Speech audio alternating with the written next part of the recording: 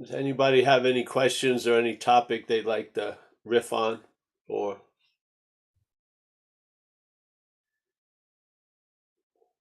I just came out of a heavily Epsom salted bath, so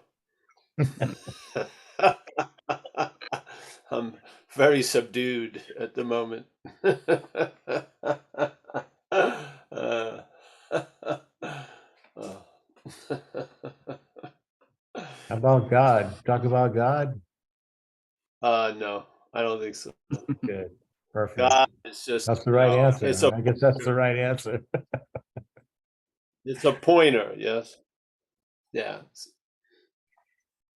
But really every pointer is pointing away from the locale, right where we are. Is whatever there is right where we are Yeah, at all times. right. So that's what I did is I kind of called that God. That's Yeah, space, you know. yeah. Well, whatever But to could be try to get that to like, somebody else who believes in God is almost impossible. yeah. You can call it whatever you like, it's already arrived, so. That's what I'm saying. Yeah. Yeah, I like the higher power from the recovery Yeah. community. I like it's a lot more generic. Um, I'm in Tucson and the people are a little bit different and here hmm? than I'm used to, you know. I'm not used to the conservative rhetoric. Um, and I'm not trying to bring that in either, but it's hard to get somebody who believes in God to believe in this concept. Well, the thing is, let's say the idea of whatever you want to call it, God. So I came into recovery, and for it to be a broad, it's not going to be a recovery meeting, but that is the community I'm from. So Yeah, it was a very broad door where you could have a higher power of your own understanding, sort of as a beginning entry.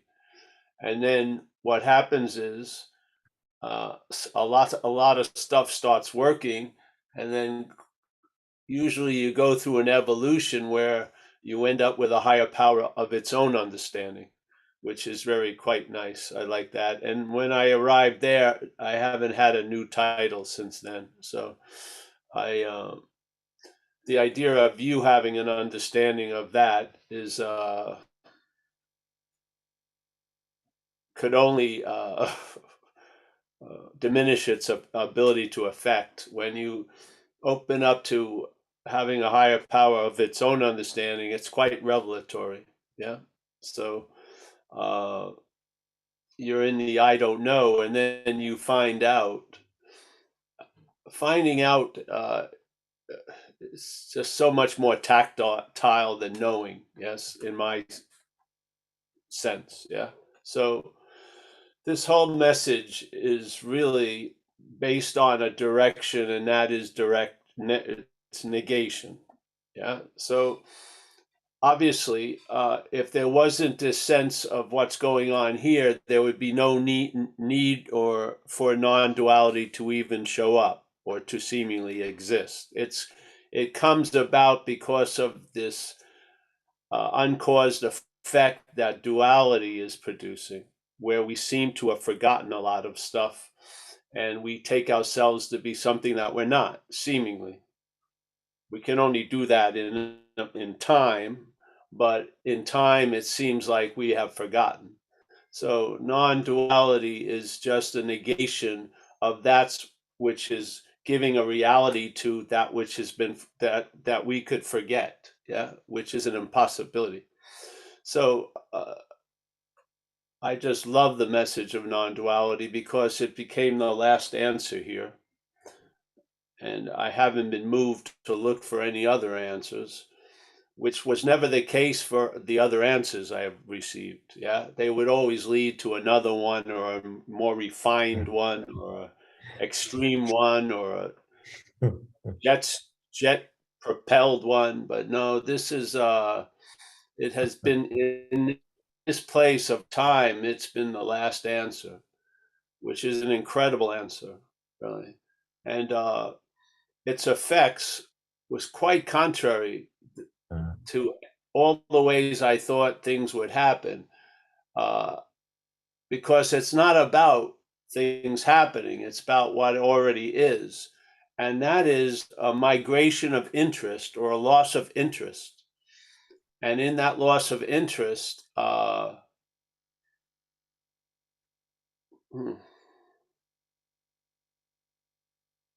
there was a lot of reverse engineering, the deconstruction of that which has been very much interested in when there's a loss of interest is amazing. And you come to certain points that are endpoints. You are convinced, or there's a being convinced, which is a present tense state, and those mental highways are closed. They've run out of road, and the loss of interest. And when interest isn't being directed and attention isn't being directed by the mental state, there's a resting, and that's presence, really. That's the sense of presence, is undirected interest and attention, really. And then you have enough attention and interest to deal with the day. uh,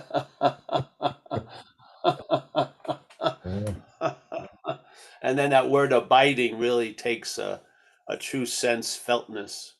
There's an abiding. There isn't a you abiding, but there's an abiding in that presence. Uh,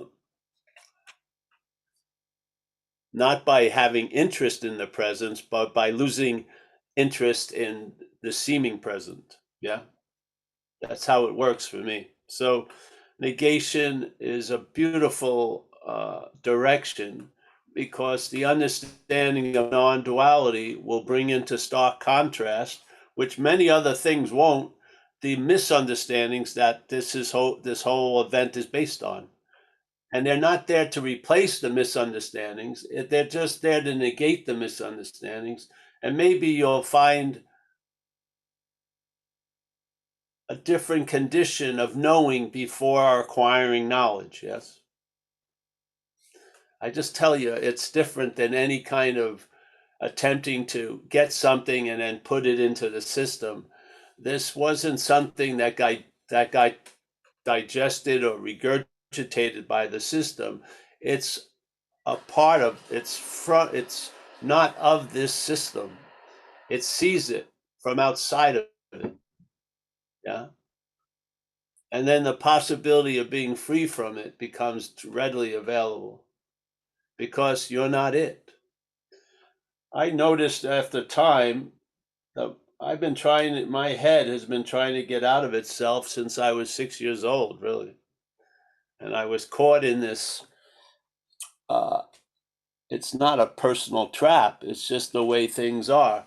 Self cannot get out of self. If you try to get interested in getting out of self as self, that's just more interest in this idea of self. You can't get out if you believe you're in. It's just impossible. The real beauty of non-duality is that you're not in. Yeah. So that drive to get out is a mistake. And the drive to get out is really the bigger in, tell you the truth. And this is seeing that you're not in. So instead of trying to get into what you've never been out of and trying to get out of what you've never been in, the horse is seen as before the cart, and blue is blue and red is red, and they don't become clear. You see them clearly. They are the way they've been. They've never actually changed. We just didn't think so. Yeah. We were living in a seeming condition. It was appearing to be true to us. And that seeming condition has been disputed through the message of non-duality, usually delivered through satsang. Yeah.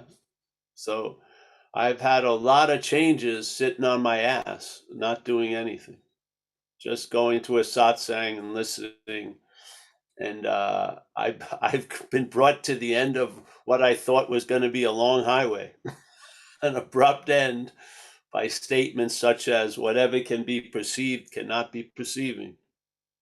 Yeah. You cannot use the Buddha to seek the Buddha. You cannot use mind to seek mind. You cannot use light to seek light. If you do, it'll go on for eons and nothing will ever happen. Yeah.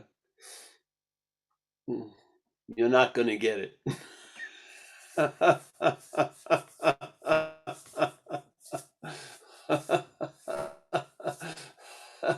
Everything has value because it fails you, really.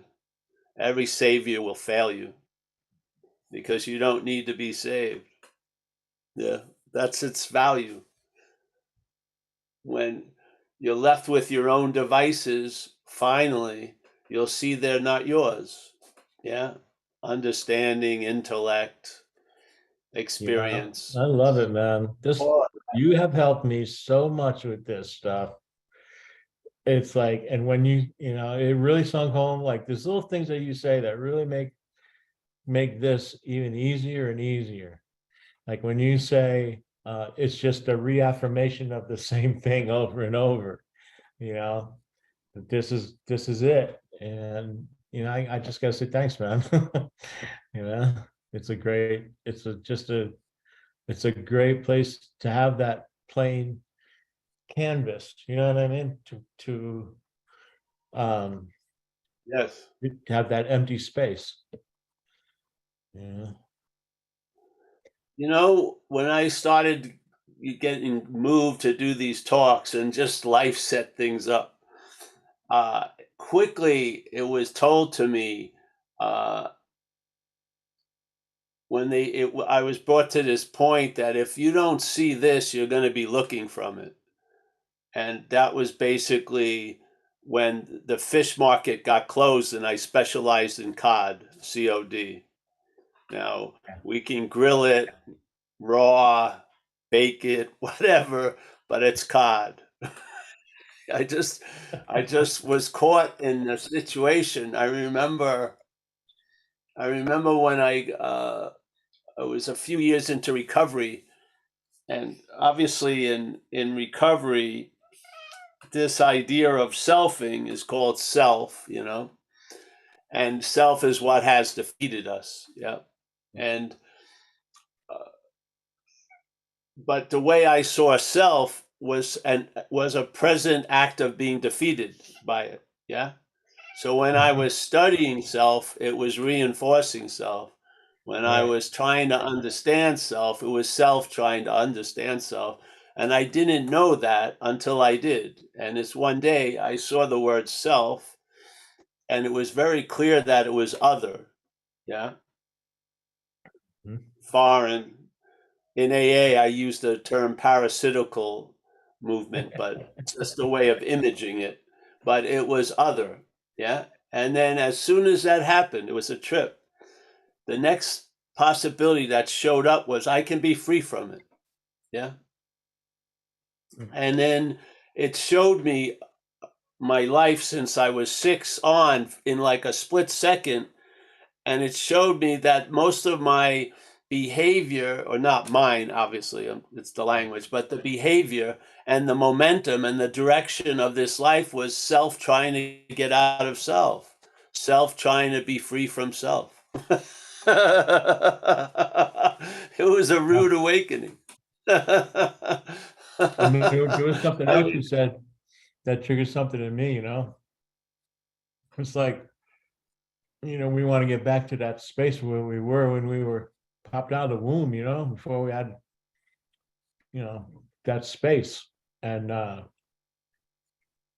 started thinking about it, like everybody's kind of born with the knowing the difference between right and wrong. When I was like 6 years old, I stole a candy bar out of the store and I fucking knew it was wrong, but I did it anyway. And that little premise right there, doing something that's wrong and knowing it and not caring, you know what I mean? And just doing it anyway because somebody else is doing it or whatever. Yeah. Yeah, now the beautiful thing is, it wasn't you that was doing it. Right. That's the relief. It's not an escape because there's an accountability of it, but there's relief because it wasn't you. Yes? Hmm. Yeah. That's the beauty of it. Yeah. uh, you know, a lot of times the urban renewal project of trying to change the action figure into a much better version is sort of like, lipstick on a pig or painting legs on a snake. Yeah. it can only it can only go so far. If you put up the light, you're going to notice it. There's got to be a lot of denial going on. Okay. So, yeah. Uh, yeah. So, yes.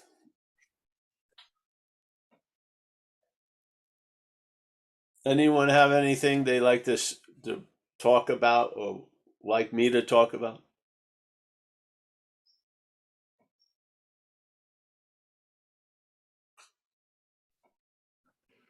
I have a question. Yeah. I keep hearing you say red is red and blue is blue. What does that mean? Oh, it means there's not a widely mutated interpretation of things going on. Yeah. It comes out Oh, of Zen. out of Yeah. Zen? So you're going to see red is red and blue is blue. Yeah. Yeah. You're going to see things how they are in a Ah, much clearer manner than you used to see things. Yes. Yeah. yes. I was going to make a That's, Matrix joke, but that's better. yeah. That's just basically. mm, See things as they are directly without names. Oh, red and blue. Yes. Is But that what you mean? not so much that, just that, let's just say, let's say in non-duality, someone's heard non-duality, and then they call me up and they're bummed out because their girlfriend broke up with them, but they won't start crying. They start telling me, well, I know there's no girlfriend and there's no me, and it goes on for like 15, 20 minutes, and then finally they break down and start crying. That to me would be red is red is blue is blue. Yes? Yes. Okay. So Thank this you. yeah.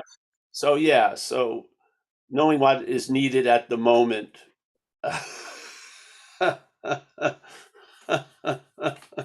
Yeah. Yeah. Yeah. I've sat on the phone sometimes for 12 minutes or so, and then they finally break down, and then they feel a lot better. They're not Yeah. feeling a lot better with thinking there's no one that's feeling anything. That's all mental. It doesn't work. Yeah. I do not see non-duality as a skillful means. I think it fails greatly, actually, if the head tries to use it as a skillful means. I just do. That's so beautiful about it, really. It really is. I mean, my first example, I was introduced to this idea, and I was in Australia, and my girlfriend was going out, and she asked me to do the dishes while she was out with her friends. She came home, the dishes weren't done, and she says, "Hey, Paul, didn't I ask you to do the dishes?" There is no Paul to do the dishes. And she said, "Screw that, do the dishes." You know what I mean? So I went through my immaturity stage for it went fast, yeah, because again, the head, it was a perfect example of a principle, which is the head is introduced to whatever we meet and it claims it. Yes. So the head hears non-duality and it claims it, and it looks to get an advantage from it. That's what it does. And so it's beautiful to have that idea and then see it illustrated in your life and other people's lives. It really is an incredible affirming recognition, you know.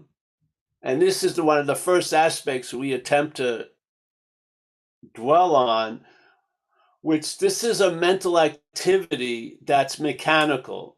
You're not choosing to do this. Yeah.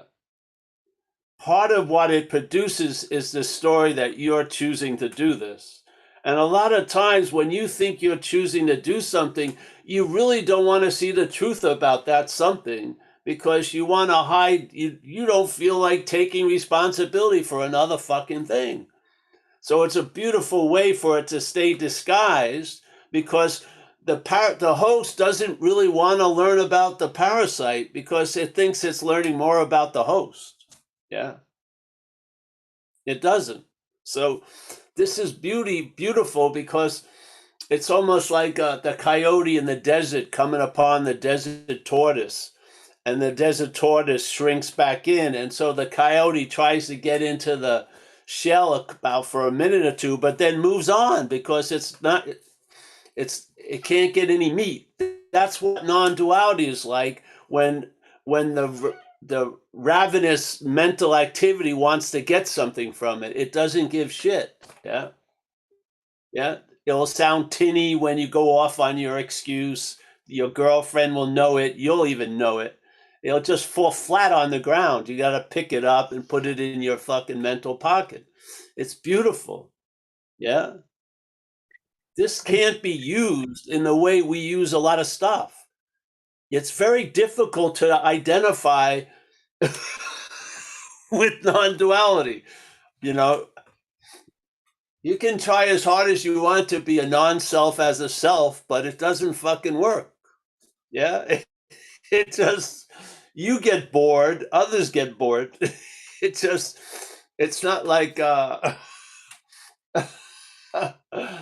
you know, remember when spirituality, there would be a look, you know, because we don't know we have no touchstone to direct us to what's authentic or not. So, you know, thin people, usually long hair, blue eyes, probably with a strong gaze, loving or stern at certain times, speaking very slowly. Yeah. All right. Try to describe a non-dualist. There's fucking Right. nothing. You know what I mean? Yeah, I There's find it's hard to look. It's hard to. There's just so much conditioning, and it's a life worth living without it. That's how I feel. Well, yeah. So there's a beautiful thing. It's the first time in my life I ever wanted to live, to be honest with you. And I was 70 years old when I heard the message clearly. And I'm so grateful. But I'm not cooked. I didn't hear that last part, but I heard the grateful, and then I didn't hear the last part. I said I'm grateful, but I'm not cooked. You're not cooked. I'm not cooked. Well, you're gonna be a la carte, honey. Yeah, Yeah. al fresco or whatever it is. Yeah. Well, I'm really happy that you come here, Lynn. Yes, I've enjoyed your company. I enjoy your company. That's why I come. Oh, good. Well, it's a win-win. That's also something that becomes obvious with these new pair of glasses. It's you see an inclusivity, not an exclusivity. Yes. Yes. So that it's not an either or. Well, it's the real inclusivity instead of the pretend fake mask of inclusivity. But honestly, to some extent, I've been living this way my whole life, but I've had a sense of having two lives at once, because being not as free and open as you, and not really enjoying alcohol, I hid things that were going to get me put in a mental institution. I didn't say them, but I also didn't have anybody to talk to about them. And I don't know. Well, you're in the asylum now, Lynn. So Well, I always was. I was just always afraid of what I was going to say next. You know, now it's worse. There's nobody to stop me. Actually, you remind me of myself. That may not be a compliment, but that's why I enjoy I'll you. take it as a compliment. It's a compliment. It's about creativity and freedom, just freedom to be. Good. Well, I'm happy to see you, hon. So,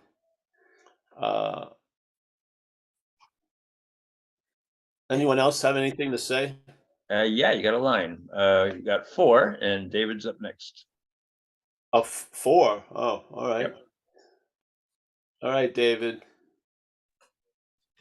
G'day, everybody. Hello, Paul. I haven't really got a question. It's just to share.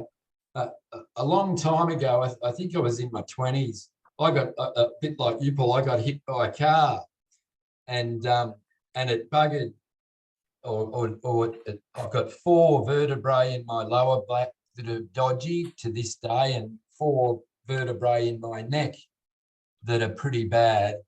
And over the years, it's caused me a lot of problems, you know, a lot of time off work and this and that and everything else. And you know, it sort of to the point where it's made me like angry at people around me at the time. You know, the pain sort of thing has caused a lot of shit to go on.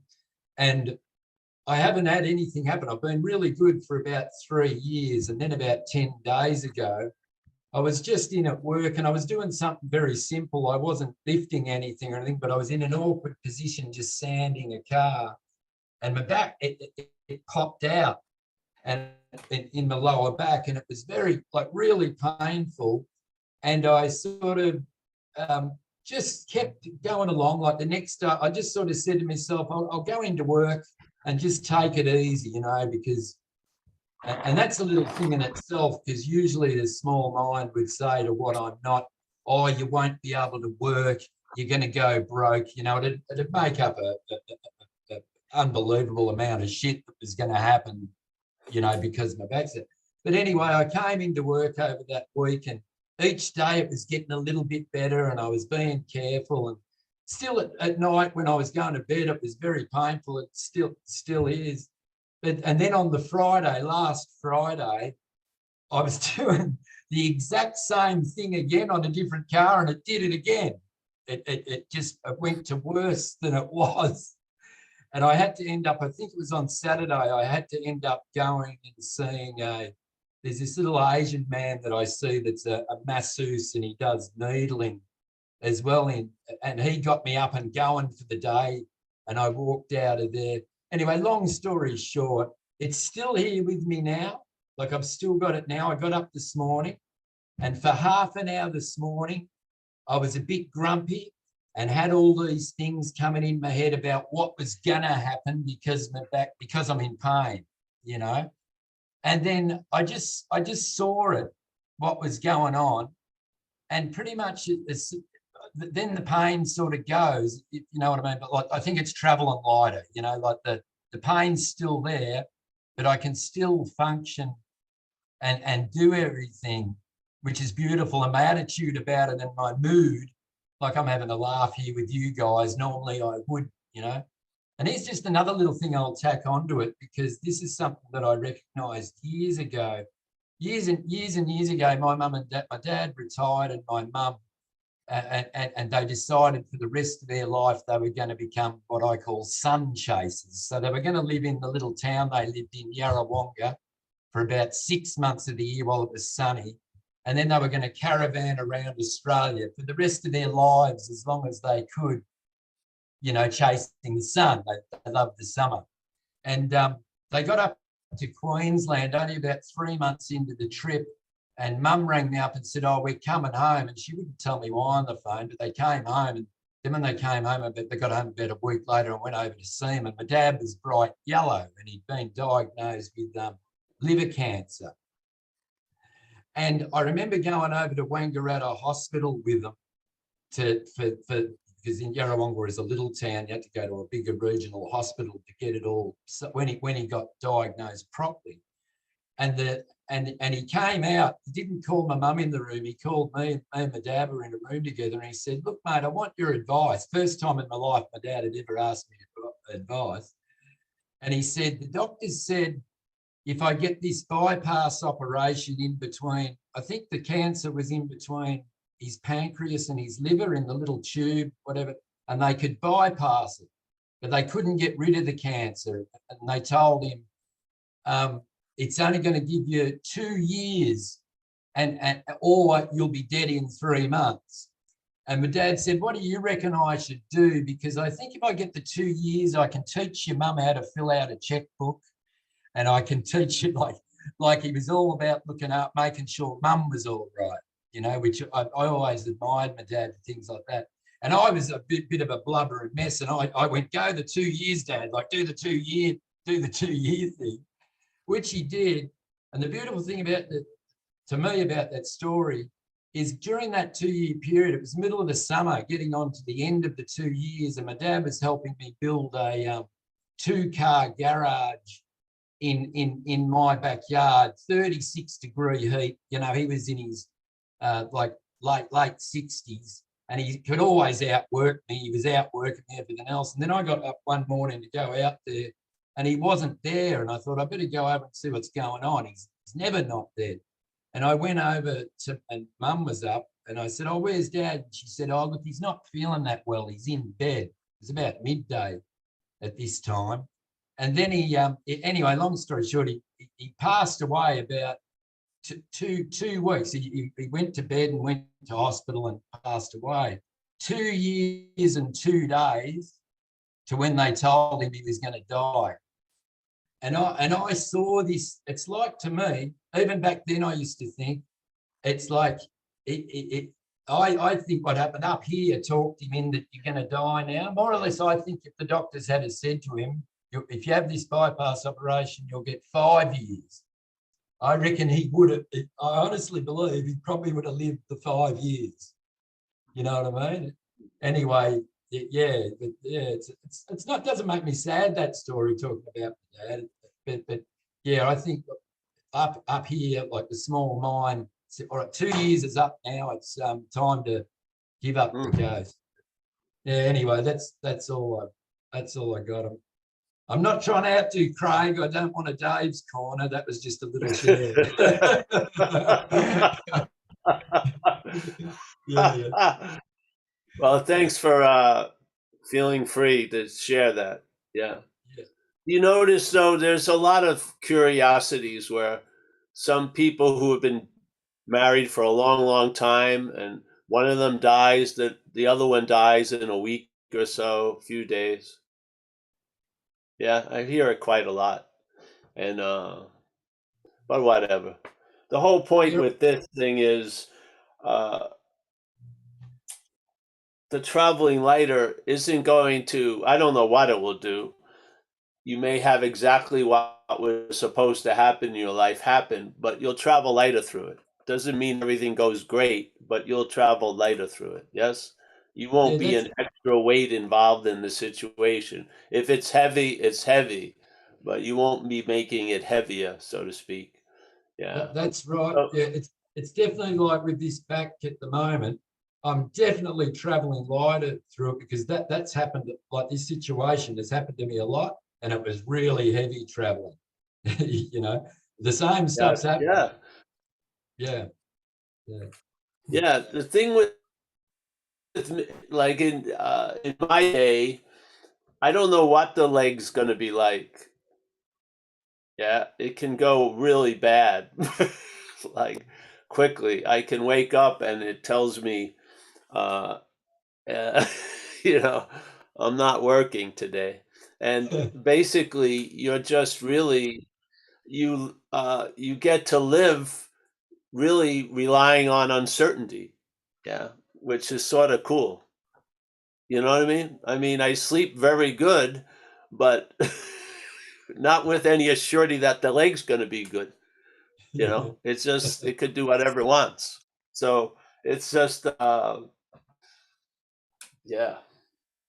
There was one master I liked. He said, you know, you what you are outshines circumstances and situations. Yes. So if a situation doesn't seem to have much light, you'll be the bearer of the light. Yeah, you'll bring the light to it. Yeah, yeah, Yeah. yeah. So thank you. Thanks for feeling comfortable here to share that, Dave. Yeah, no worries, mate. And the other quick thing is in those situations, Paul, you see the advantage. How's this for a weird advantage? You see advantages in it. It's like my stomach muscles are all hurting because I think they're taking up the slack for my back. And the good thing about that is I think at 57, I'm getting a washboard guts, you know, it's like I'm getting all spit in the stomach. That's a great bonus. But I'll tell you, you know, I feel gratitude for the bad legs because I get a disabled parking placard Yeah. and I get wheelchaired through the airports and I travel a lot. So it's great. I get a wheelchair from the counter to the gate. Yeah. I get on first, everything. It's pretty good. I used to have like some fake drool and then just lull my head like this. But now actually I look the part. I'm old now. Yeah. I used to wear shorts, so when people would look at me like very incriminating because I looked youthful, I just point down to the leg, and then they begrudgingly move aside and let the wheelchair go. So even the seemingly a terrible thing has produced incredible benefits. Yeah, it's great. That you notice. I think like you see the beautiful benefits, whereas I never would before. Yeah. I know. Yeah.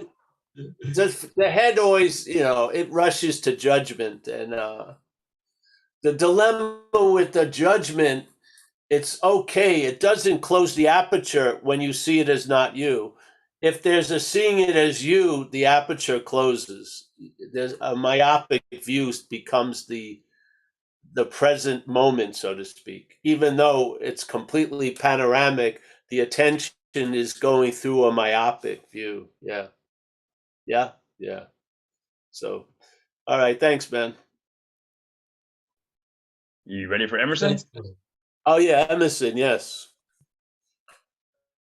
Okay. Hi, everyone. Hi, Paul. Emerson. Thank you. It's good to be here. I have a question about 6 and 7. You were talking about it, I think, 2 weeks ago. So I started 6 and reading 7 it are again. steps in the program of recovery. Correct. Be clear a little. Yeah.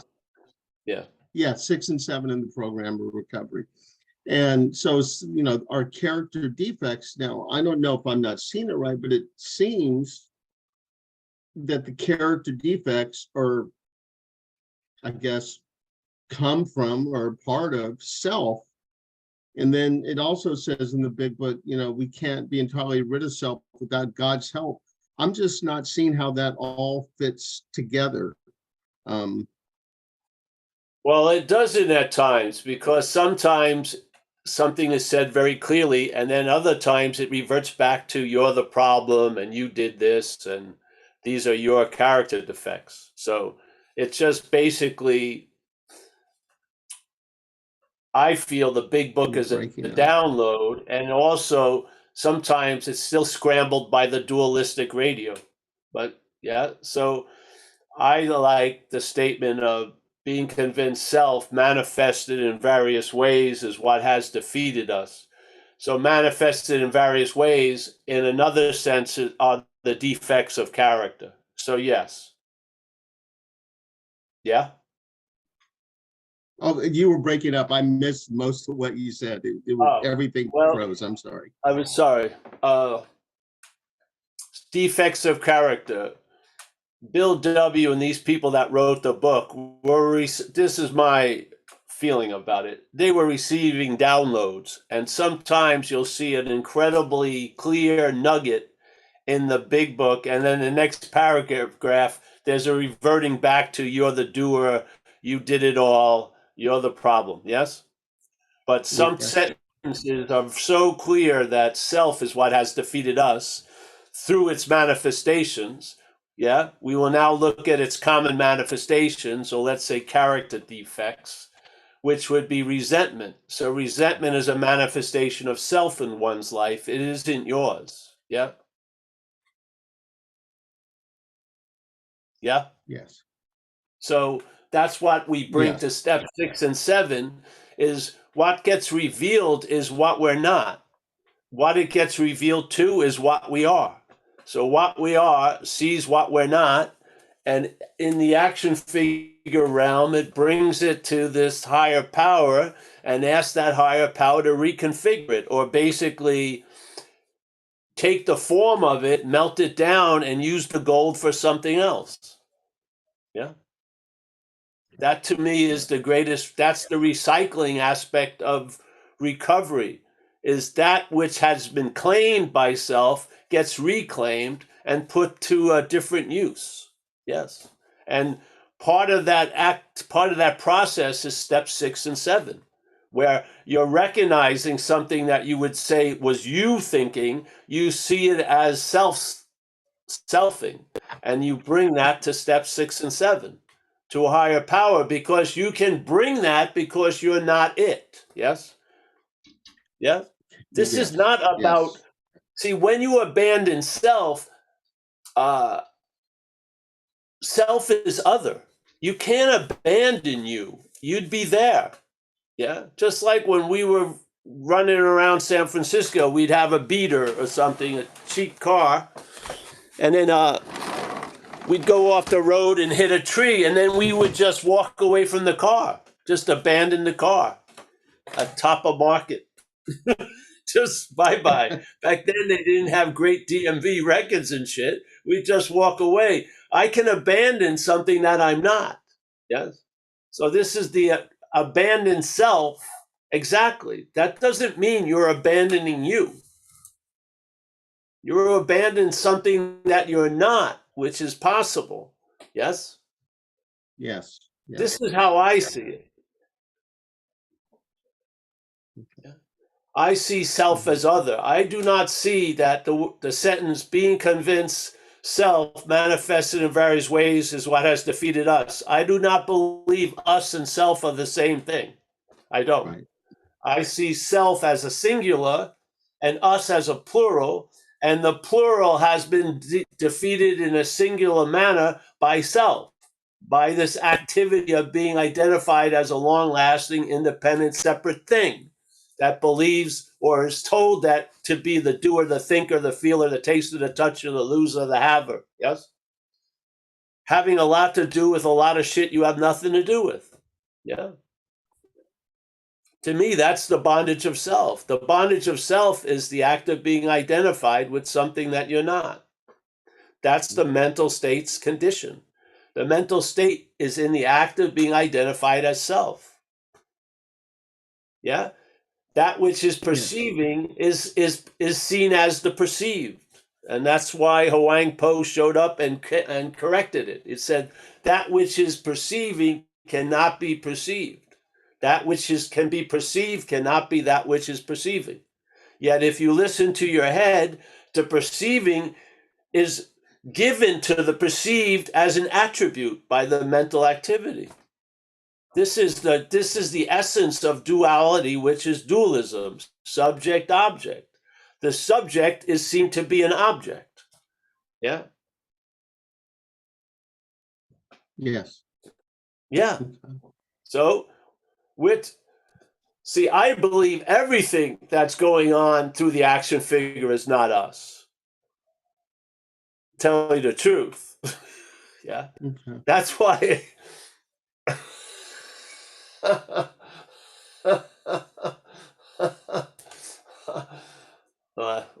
I just don't believe we're of this place, really. I don't. I believe this is the dreamt, and it had seemingly had a beginning, and it's gonna seemingly have an end.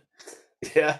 And I feel like before it began, it was like never happened, and after it's gone, it will be like it never happened. I just don't see it. It's it loves to think it's like an ink tattoo, but it's henna tattoo at best. It washes off. Right, right. So Okay. I'm seeing what I'm not most of the time. I'm talking about the awareness of things in the head and stuff. Not one of those are of me. Literally, yeah. There are appearances made, and therefore those appearances can be unmade and turned into something else. Because the gold isn't in the shape of the cross. Yeah. You can melt the shape, and there's the gold. Yeah. You see? This is the dreaming is of appearances. Those things can be undone. Mistakes can be corrected because they haven't reached a level in the Course in Miracle of a sin. This actually really happened. Nothing's ever happened. So that which is appearing to be one way can appear to be another way. Yes? So here we have these old character defects and shit that the thing keeps appearing to be one way. We recognize it as not us. We give that over to the higher power, and now that will appear to be in another way. Yes? And what you used to see as a failure, you'll see it as a success. Yes? Where you saw, man, there's no value in that ever happening, had great value. Yeah? Yes? So Yes. your life isn't living under a template of old ideas. The old ideas are constantly being presented, but there's a living underneath it, over it, around it. Yes? You're not living through those ideas. You're living and you see the old ideas. Yes? The old ideas aren't an entrance. It isn't a tunnel that leads you to something. You see it. You see the old ideas. Yes? I Yes. don't see through the old ideas. I see the old ideas. Yes?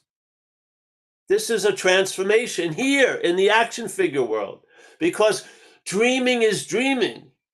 There's no reality, like Buddhism says. Everything is inherently empty. What is it inherently empty of? Of true meaning. This is dreaming. Yes? This is all uncaused effects, just like the story about the movie on the screen. Yeah? The movie, the person gets shot, he gets stabbed and stuff like that. Does the blood bleed into the screen?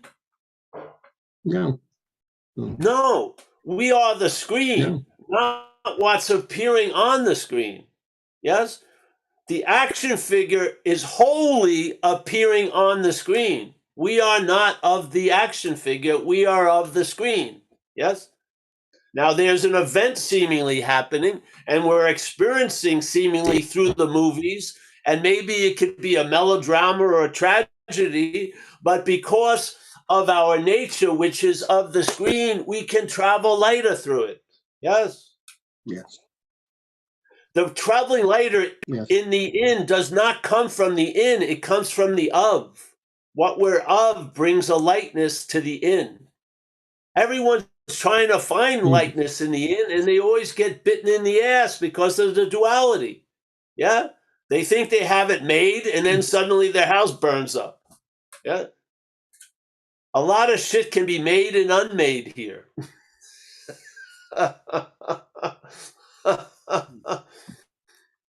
That's why in Buddhism 101,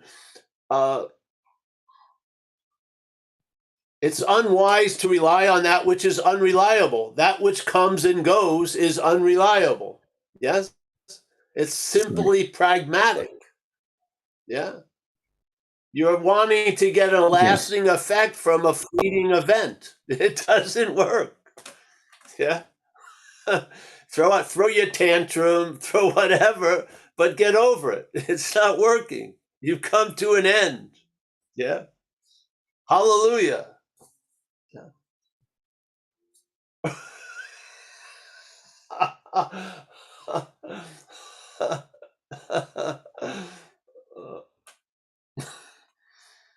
Yeah. It just works. Yeah. You can't figure it out with the mental logic. What mental logic would ever say, if you're a Coke dealer, the principle of you have it by giving it away? No Coke dealer that's ever done well ever followed that principle. No. Yeah. But in fact, this is what life is like. You have it by giving it away.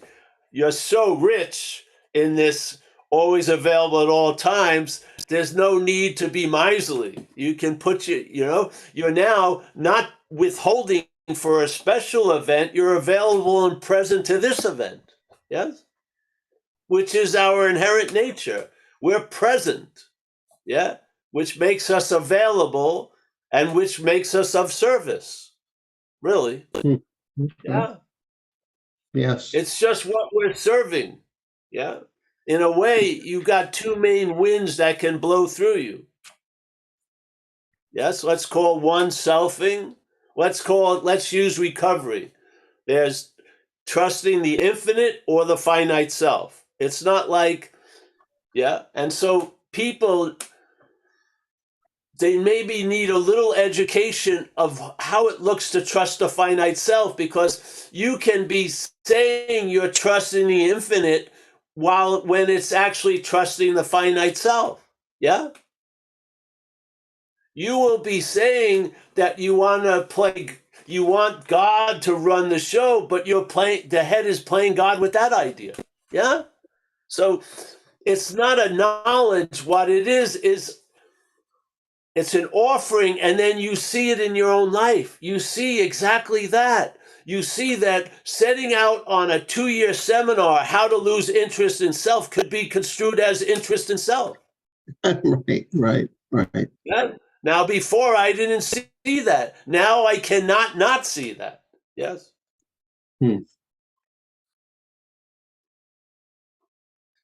So the knowledge is about what you're not. Okay. Yeah.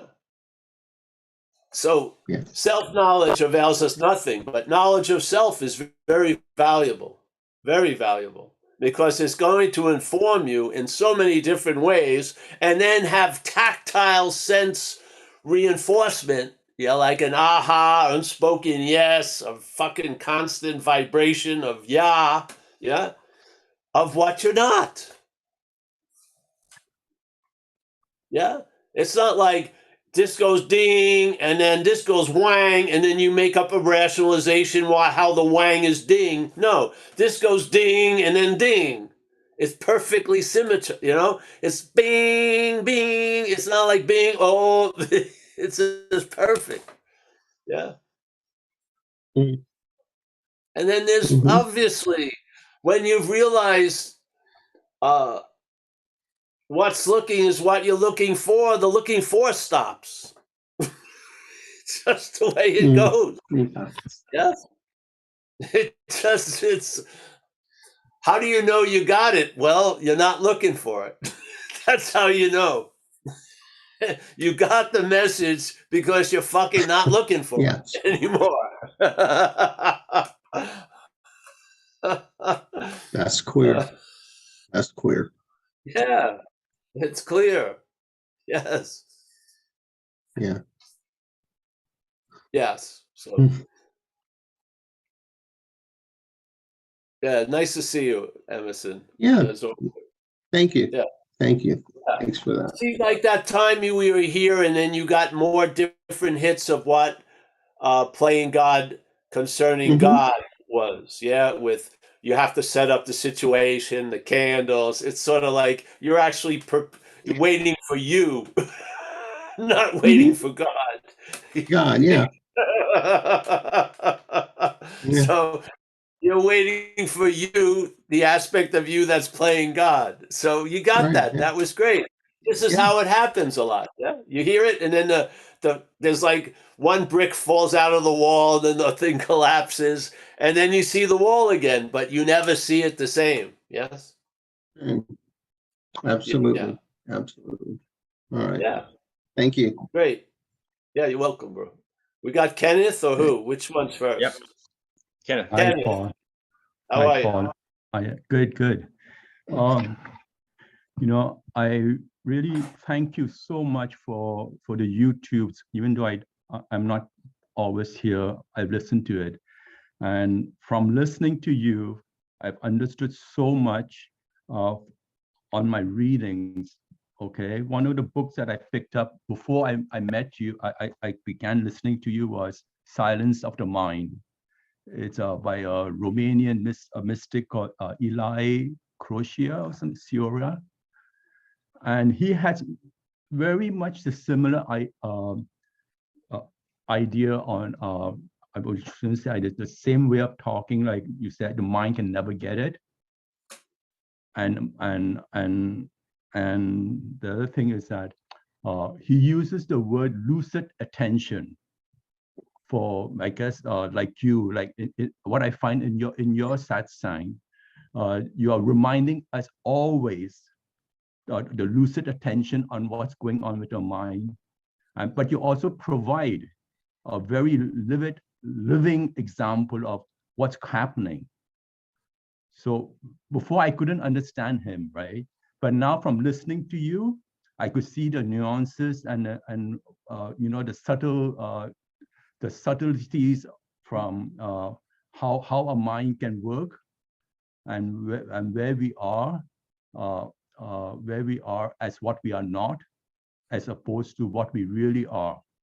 And you do see that the mind, for instance, I find that my mind is not as agitated, or is not playing God as much.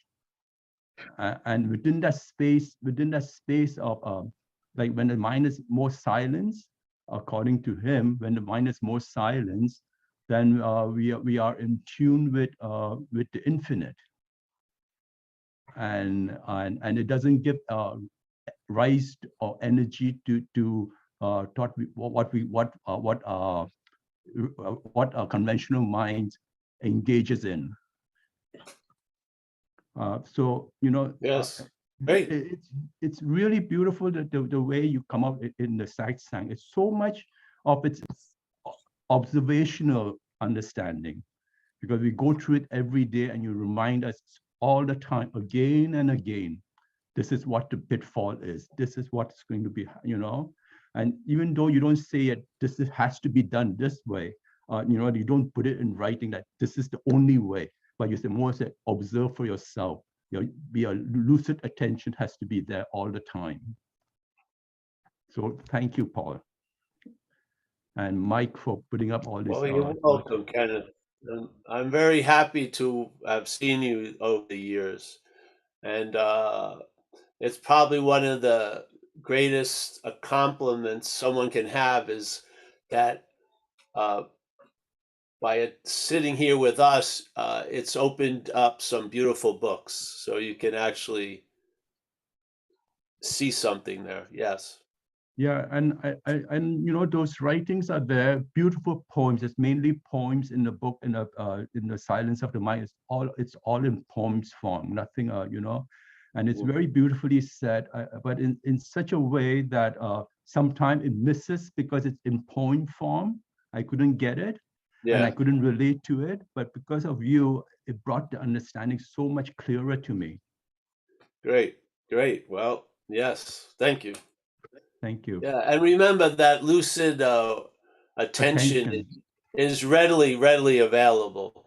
It doesn't get. It's like you remember in Buddhism they talk about the what was it? The water lily, that its roots are in the mud, but it never gets touched. So yes, there isn't. Nothing sullies awareness. Awareness doesn't pick up lint if it's moving through a closed door. Yes, it's not the way it goes. Yeah. So that lucid, the lucid attention is when is really where it's coming from. If it's coming from the awareness, yeah, when the head tries to believe it has lucid attention, what you do is you see that as bogus. That's the real lucid attention. Yeah, Is the mental activities, that's right. thinking Yes. it's clear. See, Yeah. I've seen people, and who can be clear about everything, but not this. They miss this little point that there's no one that's clear. So, I mean, Another there's point. witnessing, but there's no witness. There's observing, there's no observer.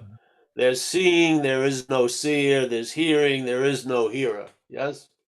Yes. Another point you So we mentioned want was to, that another point you mentioned was that the silence of the mind can go in and out. It comes in and goes. It's not like you're interacting on a daily basis. Your regular mind is interacting with it, so it comes and goes. So it's like but that the base is there, but you don't see it as continuously. Is that right? well, I don't believe you ever see it. You see the head. You see the head. Okay. Yeah, because again, the seeing can't be seen. Yes. Yeah. That Yeah. which is subject can't be objectified. Yes. Mm-hmm. Yes. So this is sort of the absoluteness of non-duality. Yeah, that's just why you can't get it, because you are it. Yeah. Yeah. And Yeah. because you are it and none other than that, there's no other it that can see that. Yes. Mm-hmm. Yeah. Yeah. Okay. Yeah. So there isn't there's not two seeings running around, and one seeing can see the seeing. No. There's seeing, yes. That's that. Yeah. The mental state reacts to that, to the presence of seeing by the contact it gets introduced to, and then claims that there's a seer. Yeah. So Yeah. because it can't, the mechanicalness cannot help itself. It cannot see verbing without implying a noun. It's so if you want it, if it can only wear a pair of glasses, it can't wear a single glass. It just won't work. Yes. So this is one of the main points. If you're attempting to use this as a chariot of the gods, it's not going to arrive at where you already are. That's just the way it goes. Yeah. This is the beauty of it. Its failedness is its great value. So you'll stop whipping it into some kind of condition it can never actually obtain or sustain. Yes. So basically, there's a loss of interest, meaning like what they call a sort of a thickness called the cherishing of self in Buddhism. There's a losing in the cherishing of self. Yeah. Mm-hmm. Yeah. Yes. And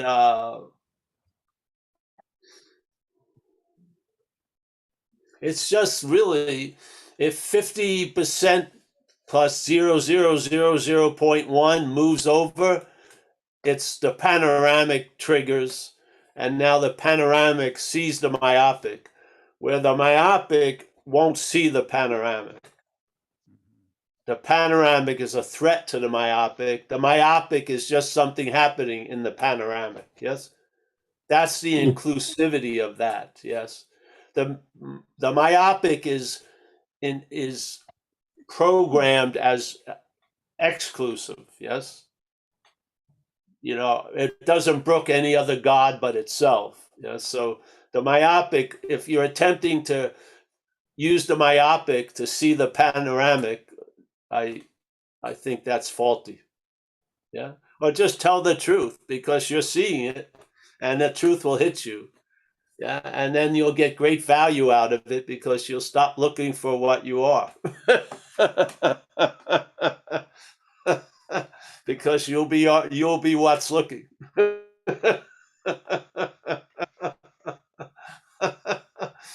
You'll have a lot more new hobbies and shit. You'll have a lot of time on your hands, maybe.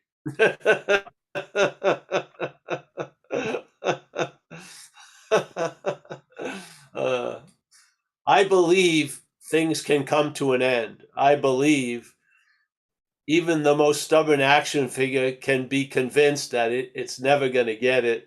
It can't understand it. It's pointless to keep trying to describe the indescribable. I do believe that's true. Yeah. I didn't believe that until I was convinced when I got struck sober. The action figure got struck sober, and I didn't drink or use ever since. 35 years almost now. I've never even had a strong thought or effort to drink or use. Yeah, I was thoroughly convinced that, and I had been actually, but there was a huge denial going on.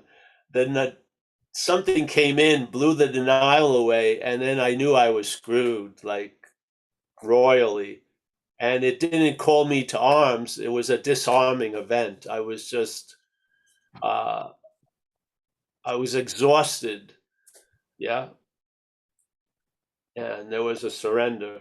Yes. So that movement, I haven't had many of those events, but the spirit I have felt many times. Yes, in quiet, small situations. It wasn't as dramatically, when I got struck sober. That had a lot of production value. See, the quiet surrenders were just as profound in a sense. Yeah. Yeah. So nice to see you, Kenneth. Thank you. Thank you. Thank you very much. Thanks, Yeah. Bob. Good to see you, I'm Kenneth. happy I could participate in your life. I am. Thank you. Actually, I have one more All right. question. Is that okay? All right. Yeah. Is it, would you say that because we are so eager to get something from non-duality that we are missing it? Well, that's actually how, in a way, you come around to it, is by trying to get it. Yeah. Okay. That's a part of its value. It will frustrate you to a point where you wouldn't have gone like, it seemed like that's a very tried and true way to get you somewhere, is to have you get very frustrated that you can't get it. Yeah. Yeah. Okay. Yeah. So in that sense, I think the ends justify the means for sure. Thanks, Bob. Yeah. Could you imagine if you got non-duality, it would be made into something else? That's what happens here. We give everything all the meaning it has. It's hard enough not to have that happen in non-duality now. I mean, it's like, it's going to be like Zen. It's going to be non-dual shopping, or how they use the word Zen and everything for a while. Zen, cooking. Zen, so it'll be non-dual dating or something. They're just dying this movement, of meeting something and then trying to identify with it and then morph it into something the system itself understands.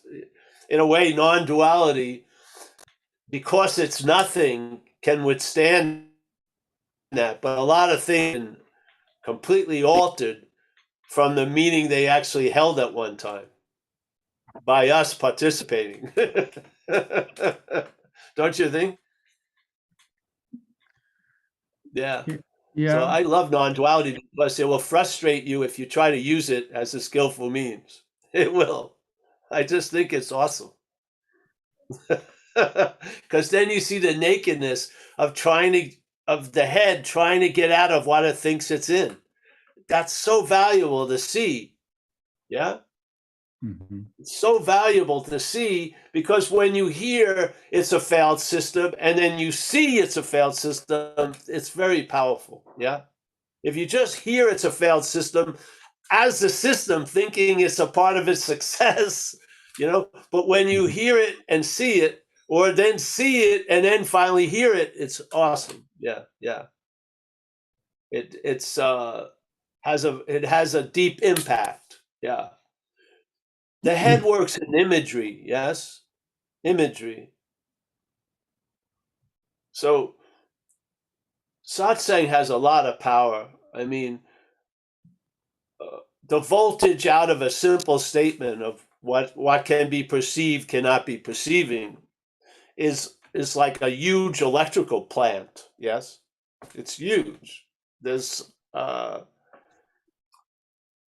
that's like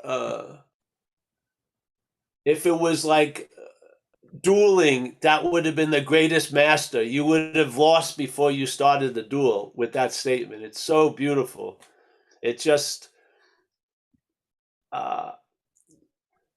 it's like you close the door and you catch the big toe of the head. It doesn't escape.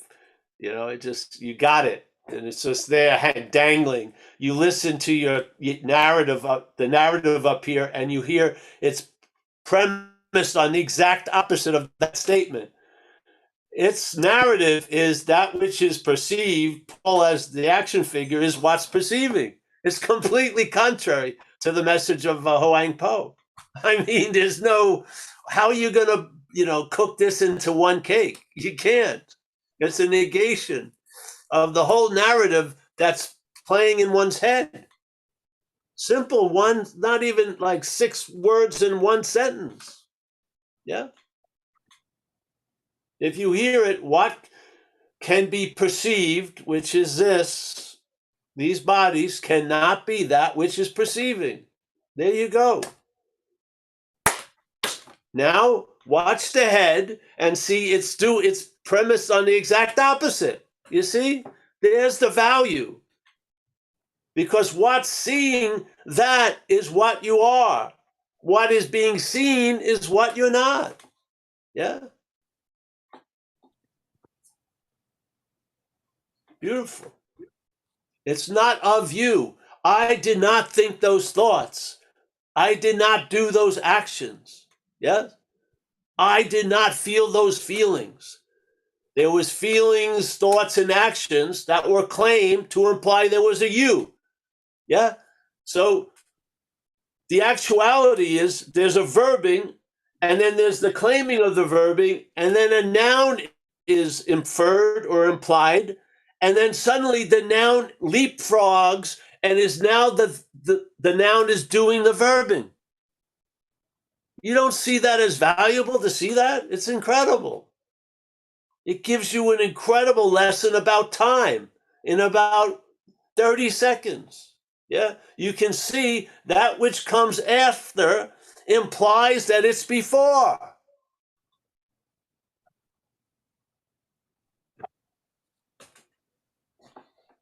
And then you get a sense of that which is before. You get a sense of it. The I am, there's the I am, and then way over here is Paul. Not I am Paul like this, yeah? Where Paul is trying to know the I am as if it's different, yeah? But no, I am and then Paul, yeah? Okay, there's no problem. Big problem. One's got to go. No, there's no problem. There's a narrative going on in the head about Paul. It doesn't matter. It doesn't change anything. The space is this, yes? So how do you believe the sense of Paul is acquired from the sense of I am? That's how the head verifies its story, by using that which is existing, I am, to imply that which is not existing, I am Paul, is that which is existing. Yes? Instead of feeling or sensing the existence, it's called Paul. And then if you want to feel it, you got to go through Paul. Paul's now going to try to feel the existence. No. No, that's not duality. Paul is not going to feel the existence. Paul is an afterthought. I am, I am, I am. Paul is, I was Paul, I will be Paul, therefore I am Paul. Yes. It can't get rid of the I am. It just claims it. Yeah.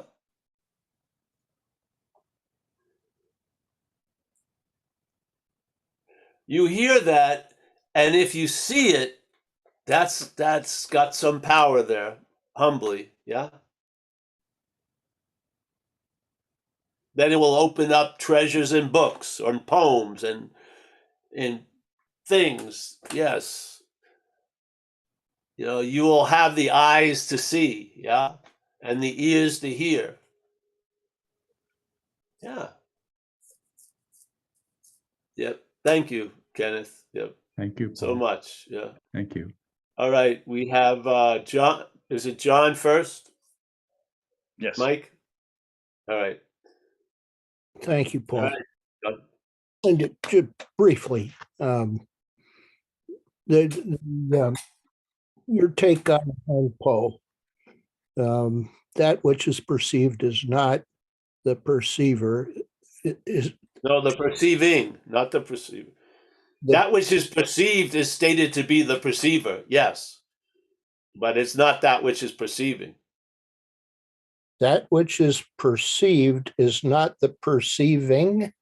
No, Please say it again. that which can be perceived cannot be perceiving. Cannot be perceiving. Yes, Is that by like the claiming of the perceiving, that which is perceived is called the perceiver. You did it beautifully right then. Yes. is that like saying I've never seen my face? Well, there could be that could be a part of when you never see your face. Yes, but basically, what it's saying is anything, yeah, that can be perceived cannot be perceiving. In other words, the thing is inanimate. It does not exist. Yes, without that which is perceiving. Yeah. Because that which is perceiving would be that which is I am, the existence. That which can be perceived is not that perceiving. Yeah? It's an appearance. This is an appearance, yes? Before the Zoom could be on and I may have been in another room. I show up and I appear. Now, when I wasn't here, was there a lack of space, like 165 pounds lack of space no, I appear to and disappear, but nothing changes. Yes, I'm appearing, but if you took me out of it, the weight of the space would be exactly the same. When you bring me into it, the weight of the space is exactly the same.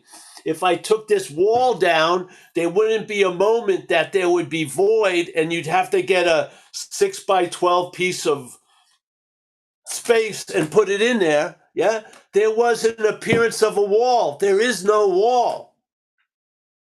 Yeah. If you take the wall away, the space doesn't rush in. It was all space the whole time. Yeah. So the wall is not, you could say the wall is not walling. Then there is that you made. So perceiver perceiving, if I'm able to leave self, then I can see self.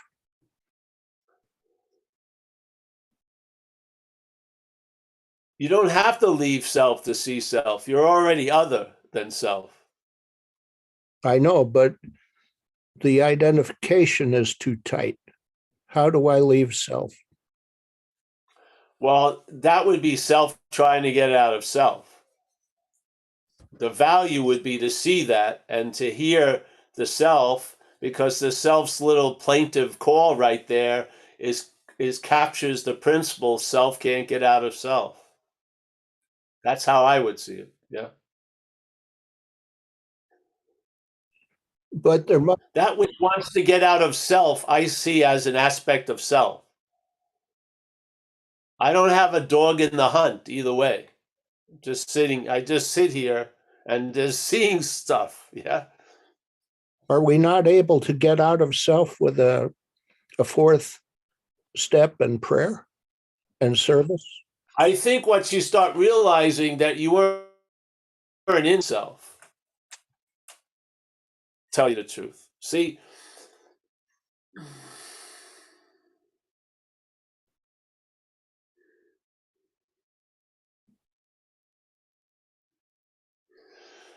the seeing that we may arrive at was always available at all times. Yes? There's been an awareness of selfing the whole time. The awareness has not lost its sense of awareness and fell into the selfing. It's selfing. Yeah, it's the mental state trying to get out of a mental state. It's just like the same thing with the self-inquiry. That which is asking the question, who am I? And that which is asked the question, who am I? Both are not us. Yes? You get that? You see that? Yes. Yeah.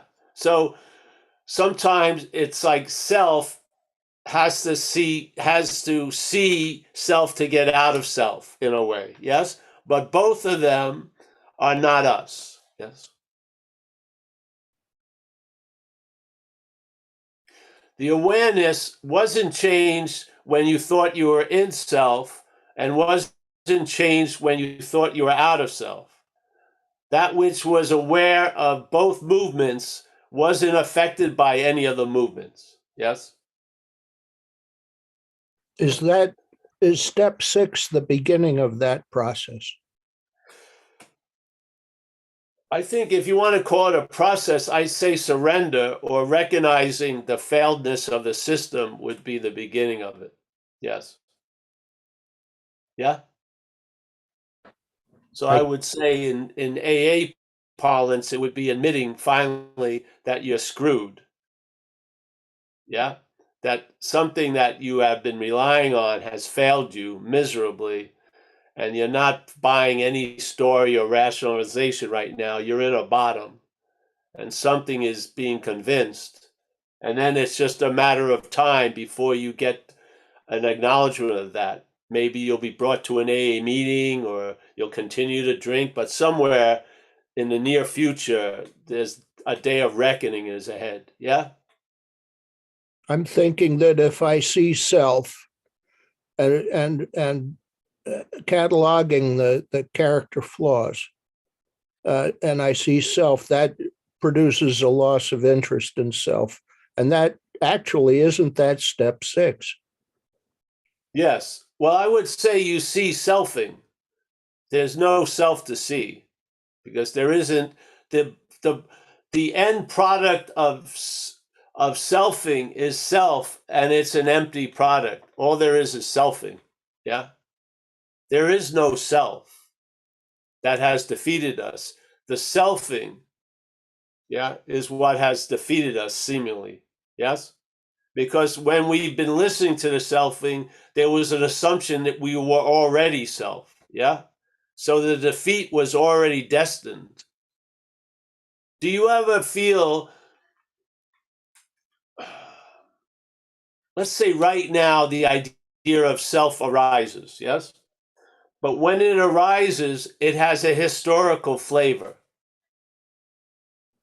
So when selfing does its magic and you feel like a self, you feel like a historical self, yes? Yes. You don't just feel like the doer of this thing, you feel like the doer in history. There is, That many things you've been the doer of and many things you've seen. Yes? yes.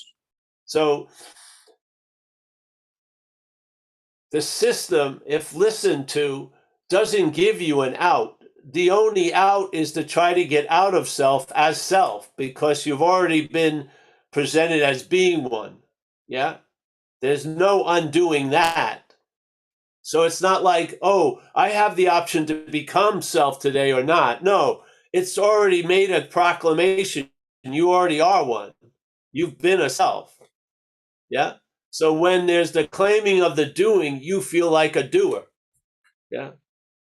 It's got a flavor of history, time. Time is one of the main ingredients of this event. Yeah. Of the selfing. Time is what allows something that is made up after a process to be seen to be before the process. That could only happen with time. Yeah.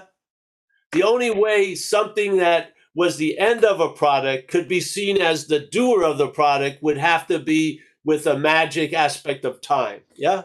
Or you would have just seen, hey, wait a minute. The head's going, there's an action, and then there's this idea of being the actor. But no, what happens now, there's an action, and you believe you were the actor that did it. Yes? You see it? You see the difference in time? A little. Well, if you keep looking at it, more will be revealed. Okay.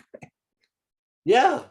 So yes, as you said, you start seeing that which is that has failed you, and that leads you to a disillusionment, and then a lack of interest. The interest starts moving, and then what you was revealed, you can bring the 6 and 7 to have that energy that's been frozen in that past future ice cube tray fucking thawed out, and now have it enrich your day instead of being used to enslave you to yesterday and tomorrow.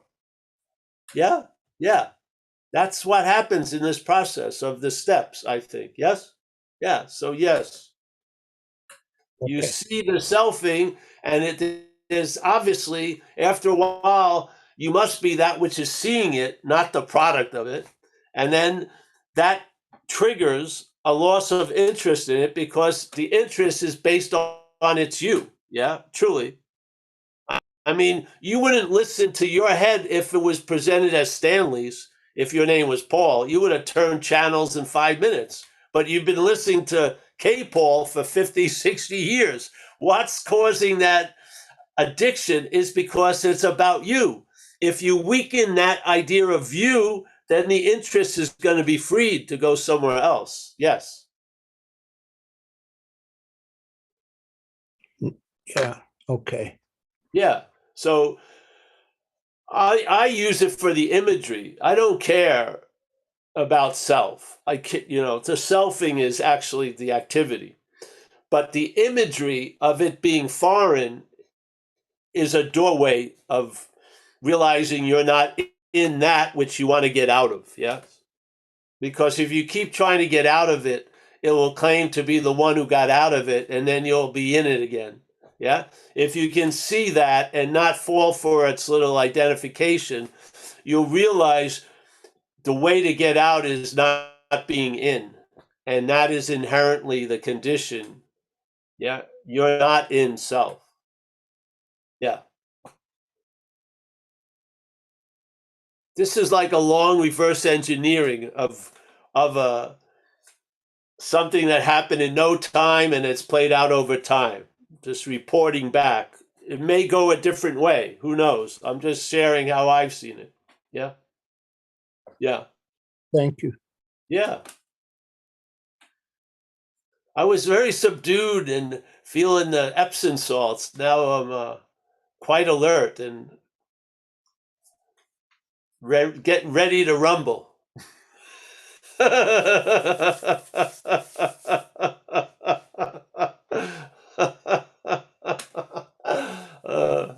All right, no one else, Mike? Lynn. Oh, Lynn, come back. I wouldn't bother you, but I think I get what you're saying. Right.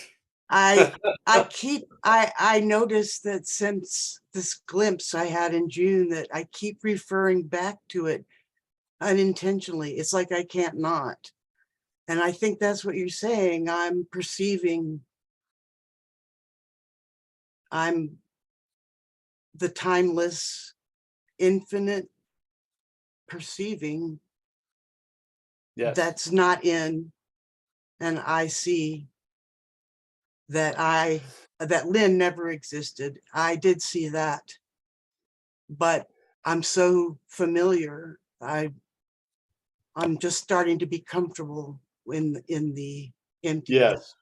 Well, this is the thing with, there was our first video, if you have the time, the first video we ever did in Zen Bit Slap was based on a story about the sheep and the lion. Yes.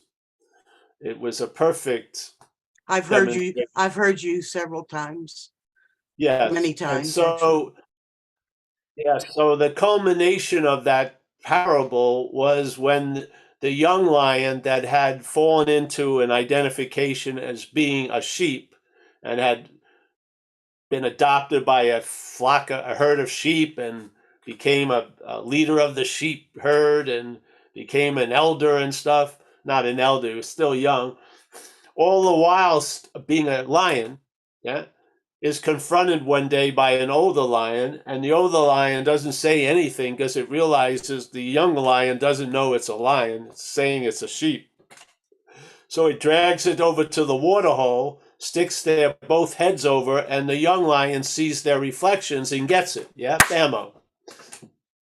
You know, it didn't have to take years to undo being identified as a sheep. He never lost the lionness. Yeah. So as soon as he sees the reflection, whammo, he gets that he's a lion. And then that's the end of the story. But I believe you need a follow-up. Because what happens when the old lion leaves and the young lion starts walking away from the pond, the head is going to kick in and say, I just had an incredible experience of being a lion, quote unquote, as a sheep. Yes? And without the understanding and recognizing the mechanical nature of the mental state, yes, you probably won't notice it, and you'll be living as if you were the sheep again. And then So- even to the point where you'd want to duplicate the experience of being a lion, all the while being a lion. Yeah. So for me, the more important message wasn't seeing the reflection in the pond. It was the follow-up of knowing no matter how big sometimes this awakening or whatever can happen, if you're still around, the head's still around, and it's probably going to claim it. Yes. And make it and see it from the idea of being a sheep. Yeah. That's all I wanted people to see, really, because I wasn't hearing it in satsang, and I felt it was quite important. It's very important. I think it's very something important. has convinced me, and so I hopefully, to the best of my ability, I never stray far from this premise, this point, in all the satsangs. Yeah, because I truly believe if you don't see it, you're going to be looking from it. You're going to be fucked. Yeah. Well, whatever that may For a be, while. but you're going to Well, be I looking. mean, yeah. Yeah, so here you go. Yeah. It was something. I went to satsangs, I heard stuff, but something was itching me. And then I saw it. I saw statements in Ramana's teachings, and they seemed to uncover this idea. And then that was that. I never strayed far from it. Yeah. I don't care about 11 multi-universes and shit. I don't. I know, me either.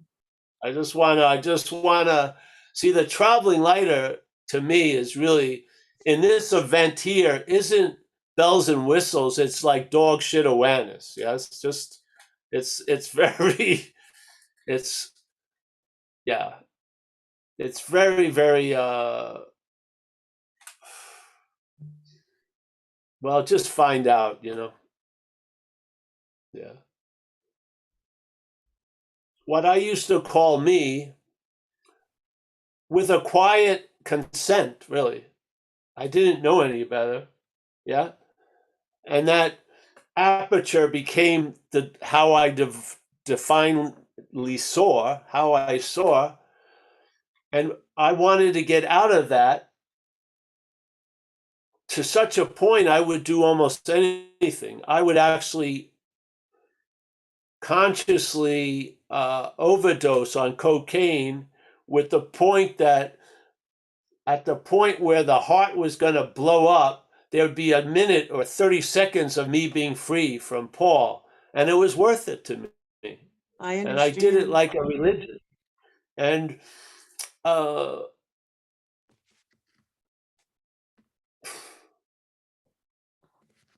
you know, sometimes you have to really be wrong a lot to recognize something.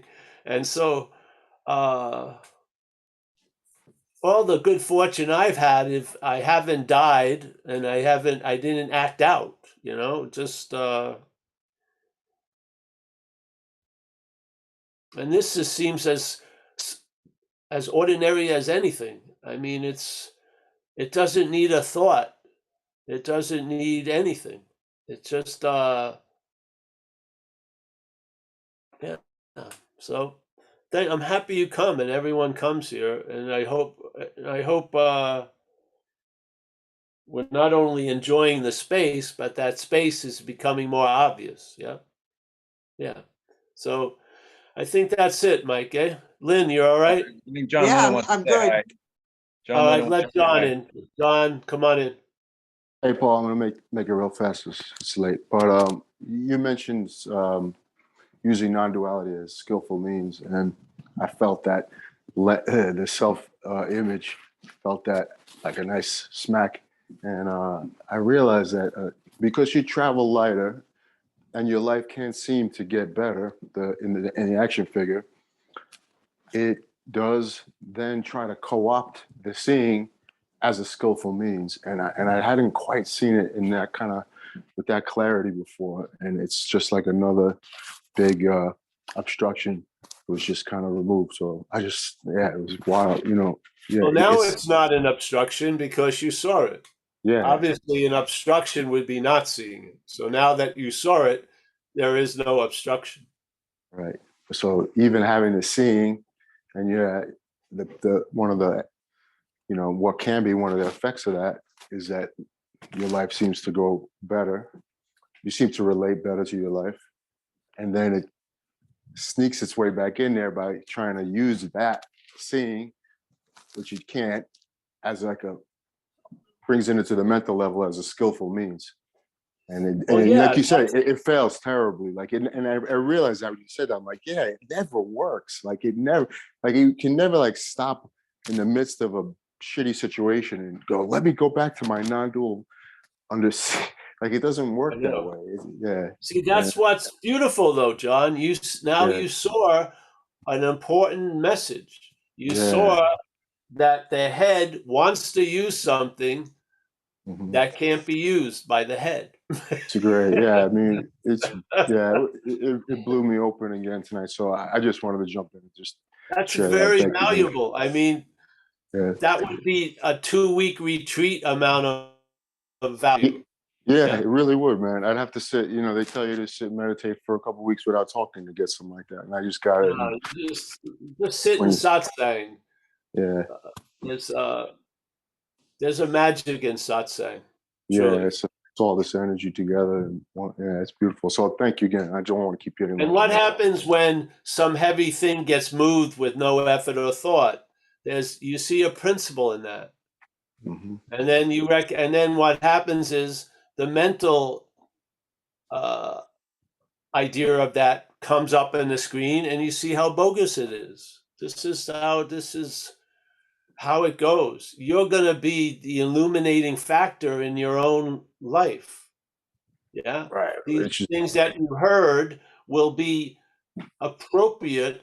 They'll be like a template you put on life, and you'll see the pattern of what's going on that you didn't see by being lost in the particulars. Yeah. yeah, There's a exactly. lot revealed there.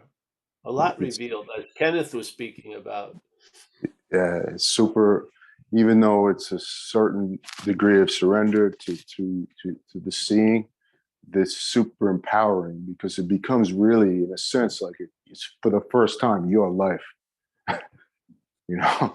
I don't know if that makes sense, but Yes, bro, it does. And yeah, see, even if your earnestness seems to have taken you the wrong way, that's the value in it. Now you've seen something. Yeah.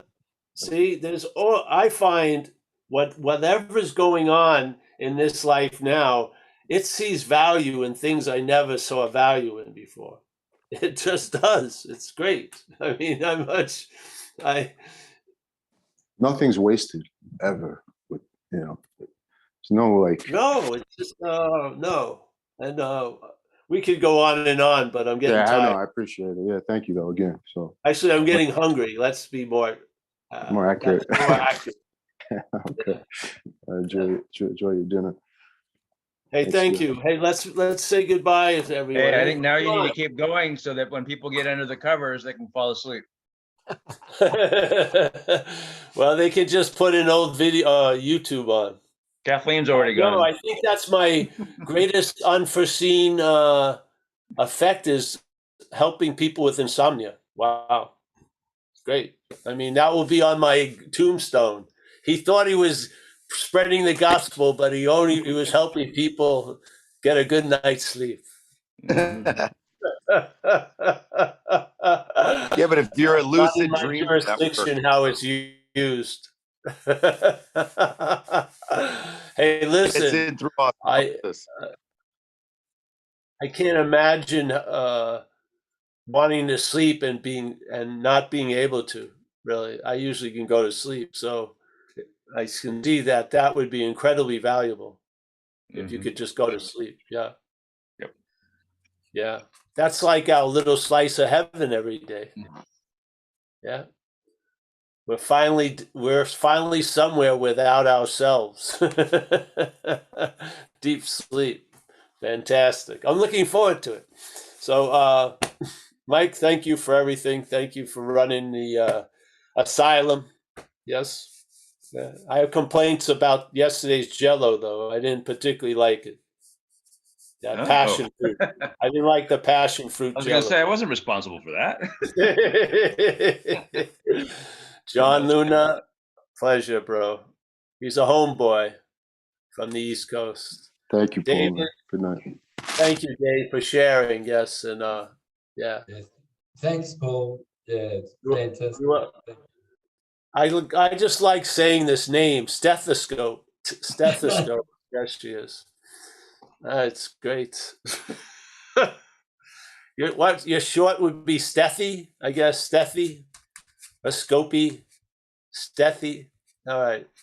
Nice to see you. Thank you. Kathleen, as always.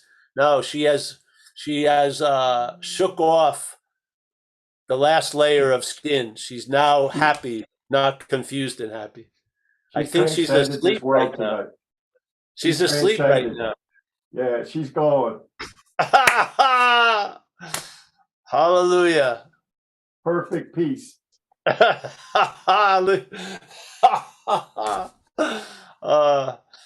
Hey, Craig May. Craig, I don't know. David was going to a cozy corner. I don't know. We may have to fight it out. No, there's nothing like Craig May. It's like the good neighbor. What was the guy's name? Mr. Rogers? Mr. Rogers. Yes. All right. The non-duality Mr. Rogers.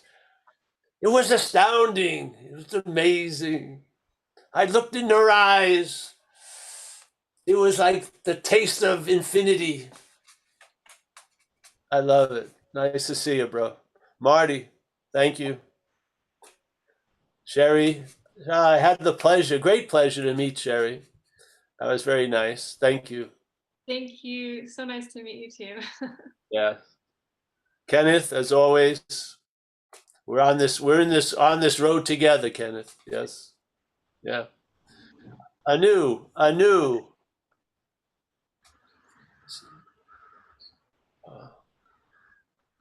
Anu always impresses me. Thank you, Anu. Sally. Mia, there she is, the wild Tasmanian something. Nice to see you. Thank you, Mia. We got John. Thank you, John, for tonight. Yes. Lisa J. Lisa sticking in with us. Nice to see you, Lisa. How's the dog? All right? Yeah. Dog's great. He's always great. Oh, good. Yes. Shannon. Nice to see Shannon. This is week 2. Isn't it, Shannon? You were here last week, yeah?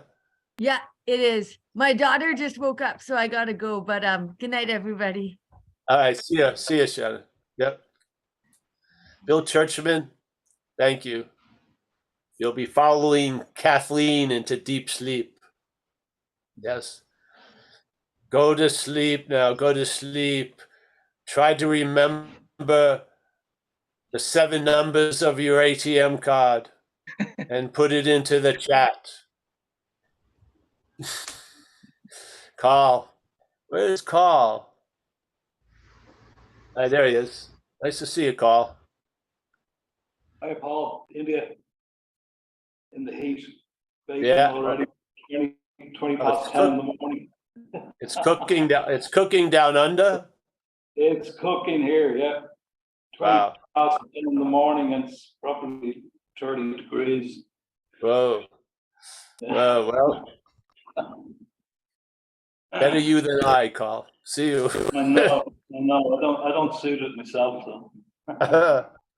Nice to see you, Bruce. Good to see you, Paul. And thanks for the message. You're welcome. Bruce, as always, nice to see you, Bruce. Yes. We have Brahmi with another person. Oh no! It's wait me? a minute. It's Sarah. Yeah. Holy We're in cow. India. I didn't know you were twins. We've you known each doing other for over a Sarah? chilling with Brahmi at the ashram, still trying to get somewhere. Oh, that's Yeah. great. So thank you for dropping in. Yeah. I know it must be busy seeking, so I'm happy you took a break. No, I often drop in. I have the camera off because of the reception is not good. Oh, well, I see Yeah. it. We see you perfect now, both of you. I'm very happy to see So you too. happy to see you. Yeah. Thank Yeah, you, Paul. Thank you. That's Thanks, great. Paul. I come back. I'm always surprised to see where Sarah is in Greece or England or now India. That's right. Yeah, I'm trying to live vicariously through you. Yeah, yeah. All right. Thank you. Hey, Lynn, thank Thanks, you so Paul. much. And yeah. Thank you, Paul. I'm happy you found a meaning to enjoy life, whatever that meaning was. To have the ability to enjoy life, want to, is great. Yes, beautiful gift. All right, Warren, nice to meet you. Yes, I hope I see you again sometime. Yeah. All right, we've got Marty, Sherry. These are back. Wait a minute, Esteban, my main man. Yeah. Oh, hey, by the way, we're going to be in Mexico, not this coming weekend, next weekend, February 3rd to the 6th. It's on the website under events in a town called Ajiz, I don't know, near Lake Chabala, near Guadalajara. So we got a lot of talks. They got me talking like all day. So don't worry, I'll get out of most of that. Yes. I'll take very long lunch breaks. Yeah. All right, we got Lucas. Nice to see you, Lucas. Susanna W. Miss Amelia, the love of my life. Lori. Deborah from Alberta. Nice to see Deborah. Let's see who else. I think I've got everyone. And again, Brahmi and Sarah, very nice to see them. And all of us wish you a happy India. Yes. Yeah. Yeah. Susanna, see you, honey. Everyone, see you. All right. See you, Anu, Hey, Kenneth, thank you. Sherry. Thanks, Paul. Thank